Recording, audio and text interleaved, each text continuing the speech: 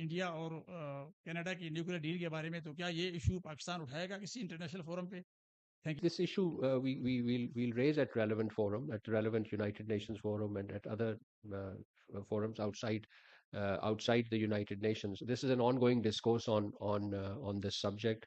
I believe we had raised this matter in the Conference on Disarmament, which is meeting in Geneva. So yes, we will follow it up at relevant and appropriate forums.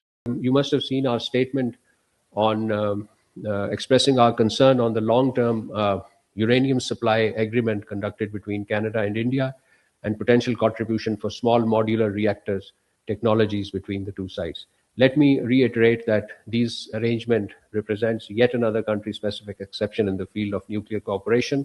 It is particularly ironic that given that India's 1974 nuclear tests were conducted using plutonium produced in the reactor supplied by Canada for quote unquote peaceful purposes, and this had led to not just to the Indian nuclear test of 1974, but also the creation of Nuclear Suppliers Group.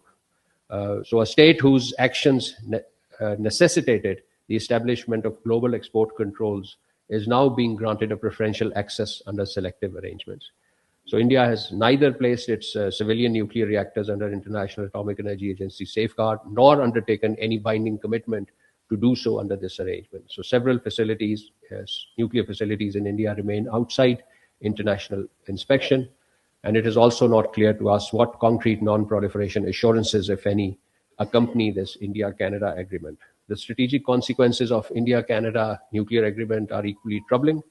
Assured external uranium supplies effectively release India's domestic reserve for military use, enabling the expansion of India's nuclear weapons program, expansion of its fissile materials stockpile, acceleration of the growth of India's nuclear arsenals, and deepening existing asymmetries in South Asia. In this context, the arrangement also undermines the commitment of Canada to the international non-proliferation regime and Canada's corresponding obligations under this framework. So Pakistan would reiterate that civilian nuclear cooperation must be governed by non-discriminatory criteria-based approach applicable equally to the states that are non-parties to the nuclear non-proliferation treaties. Selective exceptions diminish the credibility of global non-proliferation framework and risk further destabilizing region and global peace and security.